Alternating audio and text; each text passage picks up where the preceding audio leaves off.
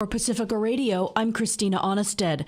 The House committee investigating last year's deadly attack on the U.S. Capitol will assemble today for what could be its final public hearing ahead of midterm elections, promising to delve into former President Donald Trump's state of mind and documents recently obtained from a July federal subpoena over text messages between Secret Service agents about the Capitol siege and the president. Sources say the Select Committee is expected to treat the hearing as a closing argument ahead of the midterms, which will seek to hammer home that former President Trump remains a clear and present danger to democracy. No witnesses are scheduled to appear in person today. The hearing is to present new testimony and evidence the committee has uncovered, including 1 million communications from the Secret Service and an interview with Ginny Thomas, the wife of Supreme Court Justice Clarence Thomas. Pacifica Radio will provide live coverage gavel to gavel of the hearing, hosted by Mitch Jeserich of the Letters and Politics program, starting at 1 p.m. East Coast time, 10 a.m. Pacific Coast time today. A member of the Oath Keepers who traveled to Washington before the deadly Capitol attack testified yesterday about a massive cache of weapons the far-right extremist group stashed in a Virginia hotel room.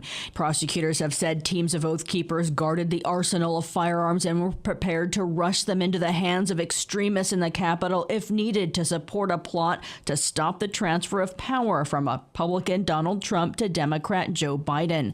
Defense lawyers have said the Oath Keepers often set up quick reaction forces for events, but insisted they were defense forces to be used to protect against violence from Antifa activists. The trial continues today. A judge has ruled that Trump will have to sit for a deposition next week in a defamation lawsuit filed by a writer who claims he raped her in the mid-1990s. District Judge Lewis Kaplan rejected a request by Trump's lawyers that the planned testimony be delayed. Writer E. Jean Carroll said Trump raped her in an upscale Manhattan department store's dressing room. Trump has denied it. The United Nations General Assembly voted overwhelmingly Wednesday to condemn what it calls Russia's attempted illegal annexation of 4 eastern Ukrainian regions and demand Moscow immediately reverse its actions. The vote in the 193 nation-member world body was 143 to 5. Christopher Martinez has more. The General Assembly took up the resolution after Russia vetoed a similar measure in the Security Council. U.S. Ambassador Linda Thomas-Greenfield. Today it's Russia invading Ukraine, but tomorrow it could be another nation whose territory is violated. It could be you. You could be next. What would you expect from this chamber? 4 other countries joining Russia's opposition, namely Belarus, North Korea, Syria, and Nicaragua. The 35 abstainers included China, India, Pakistan, and South Africa. Unlike the Security Council actions, the General Assembly resolution is not legally binding, although it does send a strong message of international condemnation for Russia's war. Reporting for Pacifica Radio News KPFA, I'm Christopher Martinez. Iran's president is accusing the U.S. of conducting a failed policy of destabilization. This as nationwide protests across Iran have snowballed into calls for the downfall of Iran's rulers. Protests and civil unrest was held in 19 cities yesterday, sparked by the death of a 22-year-old woman in custody of the country's morality police for allegedly violating the theocracy's strict dress code. Videos posted by protesters on social media yesterday show security forces apparently firing towards demonstrators and using violence to put down the dissent. Human rights group based in Oslo, Iran Human Rights, says at least 201 people have been killed in the unrest.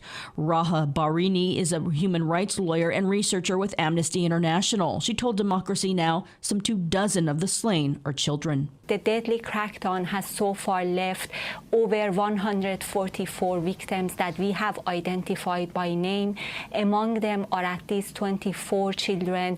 Their names and details of their deaths have been documented by Amnesty International in a report that we are issuing today. Among the children are 3 girls who were beaten to death.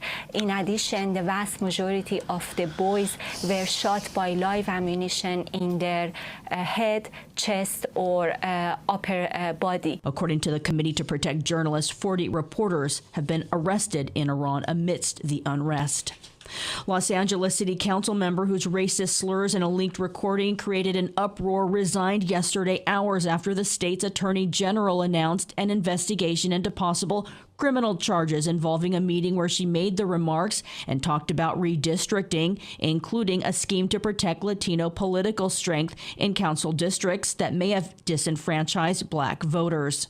3 council members, Nuri Martinez, Kevin De Leon, and Gil Seria, faced calls from President Joe Biden and others to resign after the recordings of racism in their conversations surfaced online. Nuri Martinez is the only council member so far to do so. COVID-19 boosters were approved for children as young as 5 years old yesterday.